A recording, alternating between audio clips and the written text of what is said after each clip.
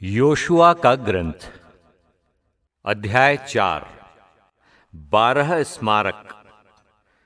जब सारा जनसमूह यर्दन पार कर चुका, तब प्रभु ने योशुआ से कहा, लोगों में से 12 पुरुष चुन लो, प्रत्येक वंश से एक, और उन्हें ये आज्ञा दो, यर्दन के मध्य से जहां याजकों के पांव थे 12 पत्थर उठाकर अपने साथ ले जाओ और उन्हें उस स्थान पर रख दो जहां तुम आज रात ठहरोगे।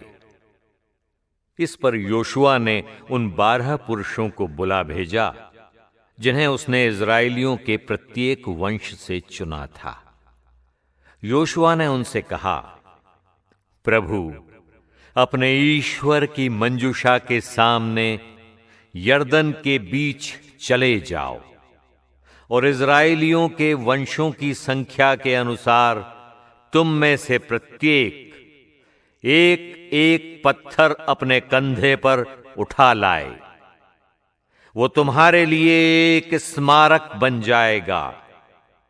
जब कभी भविष्य में तुम्हारी संतान तुमसे पूछेगी कि इन पत्थरों का अर्थ क्या है, तो तुम ये उत्तर दोगे, जब प्रभु के विधान की मंजूषा यर्दन में उतरी तो यर्दन की जलधारा उसके सामने थम गई।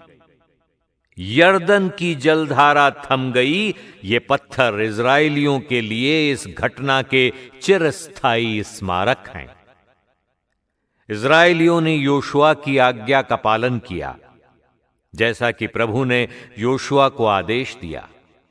उन्होंने इस्राएल के वंशों की संख्या के अनुसार यर्दन के बीच से 12 पत्थर उठाए। उन्होंने उनको अपने साथ शिविर ले जाकर वहीं रख दिया और जिस स्थान पर विधान की मंजूषा ढोने वाले याजकों ने पांव रखे थे, योशुआ ने वहां यर्दन के बीच में 12 पत्थर स्थापित किए। वे आज तक वहां विद्यमान हैं। जब तक वो सब कुछ पूरा नहीं हो पाया था जिसका प्रभु ने योशुआ द्वारा लोगों को आदेश दिया था और जो मूसा ने योशुआ से कहा था, तब तक मंजूषा ढोने वाले याजक यर्दन के बीच खड़े रहे। लोग जल्दी जल्दी नदी पार करते गए। जब सब लोग पार कर चुके, तब दूसरे तट पर खड़े लोगों के देखते याजकों ने मंजूषा के साथ नदी पार किया, जैसी मूसा ने उन्हें आज्ञा दी थी। रुबेन, गाद और मनस्से के आधे कुल के सशस्त्र योद्धा इस्राएलियों के आगे आगे चलते हुए पार उतरे।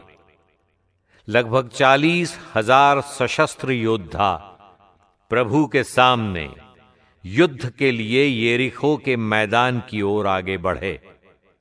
उस दिन प्रभु ने योशुआ को समस्त इस्राएल की दृष्टि में इतना महान बनाया कि वे उसके जीवन भर उस पर इस प्रकार श्रद्धा रखते थे जिस प्रकार उन्होंने मूसा पर श्रद्धा रखी थी। प्रभु ने योशुआ से कहा, विधान की मंजूषा ढोने वाले याजकों को आज्ञा दो कि वे यर्दन से बाहर आएं। इसलिए योशुआ ने याजकों को आज्ञा दी, यर्दन से बाहर आओ। जैसे ही प्रभु के विधान की मंजूषा ढोने वाले याजक यर्दन के बीच से निकलकर बाहर आए और याजकों के पांव के तलवे तट पर पड़े, वैसे ही यर्दन का पानी फिर अपने स्थान पर आ गया और पहले की तरह सर्वत्र अपने तट के ऊपर बहने लगा। गिलगाल में आगमन। पहले महीने के 10वें दिन लोगों ने यर्दन से चलकर गिलगाल में पड़ाव डाला, जो यरीहो की पूर्वी सीमा पर है। योशुआ ने गिलगाल में वे 12 पत्थर स्थापित किए जिन्हें वे यर्दन से निकालकर ले गए थे।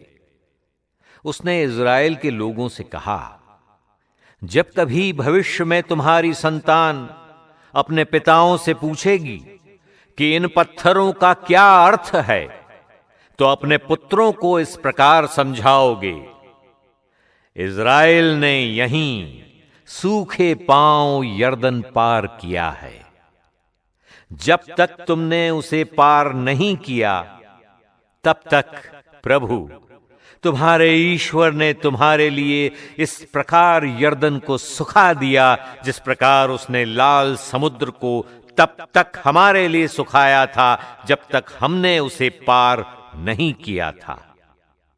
उसने ये इसलिए किया कि पृथ्वी के समस्त राष्ट्र जान जाएं कि प्रभु का सामर्थ्य कितना महान है, और तुम सदा प्रभु अपने ईश्वर पर श्रद्धा रखो।